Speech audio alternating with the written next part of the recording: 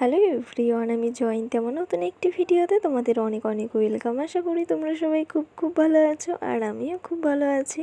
তো আবারও তোমাদের সামনে একটা নতুন ভিডিও নিয়ে চলে এসেছি। তো আজকে করব হচ্ছে রান্নার ভিডিও। তো অনেকদিন পরই তোমাদের সামনে একটা রান্নার ভিডিও আনলাম।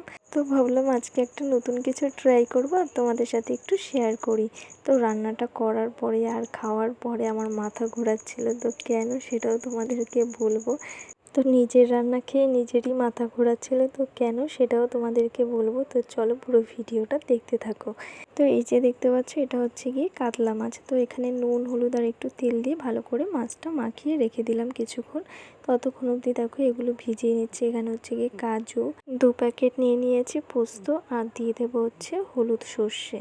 এগুলো আজকে রান্নাতে লাগবে। তো তার জন্য কিন্তু সমস্ত কিছু দিয়ে নিয়েছে। আর দেখো এখানে জলটা দিয়ে নিলাম।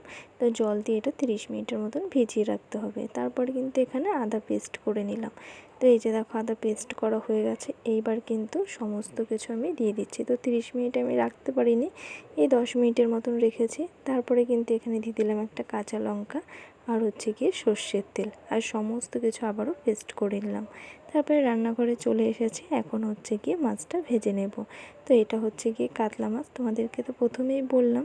তো এখানে আমি 2টো কাতলা মাছের পিস নিয়েছি, খুব একটা বেশি নেইনি, যেহেতু প্রথমবার রান্নাটা আর কি করছি, মানে অনেক দিন আগেই দেখেছি। তো ভেবেছি করব আজকে আর কি ফাইনালি আজকে রান্নাঘরে চলে এসেছি নতুন একটা রান্না করতে।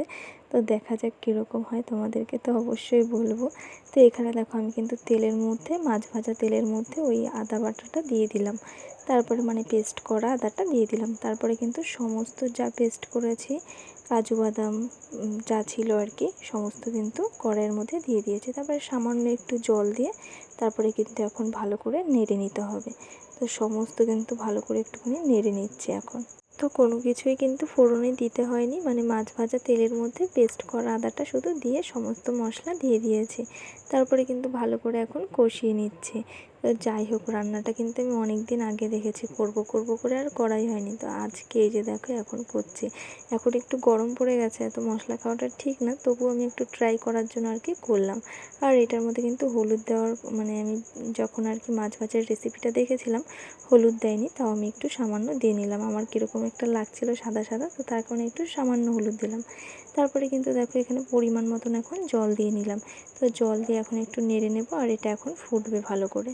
তো পরিমাণ মতন কিন্তু একটু নুন দিয়ে দিচ্ছি এখানে। তারপরে কিন্তু ভালো করে 5 মিনিট ফুটবে। তারপরে কিন্তু এখানে 2টো মাছের পিস আমি দিয়ে দিলাম, মানে 5 মিনিট আর কি ফুটেছে। তারপরে মাছের পিসগুলো দিয়ে দিয়েছি, আর এখানে কিন্তু 2টো লঙ্কা দিয়েছি।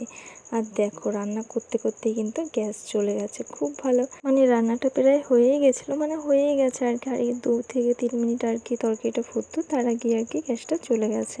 তো এই যে দেখো আমার কিন্তু তরকারি এইভাবেই দেখিয়ে দিচ্ছে আর কি করব, গ্যাস চলে গেছে এখন। আর তারপরে কিন্তু আমি প্লেটের মধ্যে নিয়ে নিয়েছি। আর দেখতে কিন্তু বেশ দুর্দান্ত ছিল, আমার তো বেশ ভালো লাগছে দেখতে। কিন্তু বিশ্বাস করো, খাওয়ার সময় বুঝেছি, মানে খেয়েছি, মানে ভেতর থেকে আর কি বেরিয়ে আসছে এরকম, মাথা ঘোরাচ্ছিল রীতিমতন আমার এই রান্নাটা খেয়ে। নিজের রান্না খেয়ে নিজেই বলছি এরকম। তো সত্যি কথা বলতে আমার খেতে খুব একটা ভালো লাগেনি, মানে ভালোই লাগেনি, মানে আমি আর কোনো দিনও করবো না। কোনো একটা কিছু দেখে আমি ট্রাই করার ইচ্ছে ছিল, সেটা করেছি। আর যদি আমি জানতাম এই রান্নাটা খেতে এরকম লাগবে, আমি কোনো দিনই হয়তো এই রান্নাটা করতাম না। তো যাই হোক, করে ফেলেছি আর তোমাদের সাথেও শেয়ার করলাম। তো প্রথমবার এই রান্নাটা করেছি, তাই ভাবলাম তোমাদের সাথে শেয়ার করি। তো চলো, যাই হোক, আজকের ভিডিওটা এখানেই শেষ করছি। সবাইকে টাটা।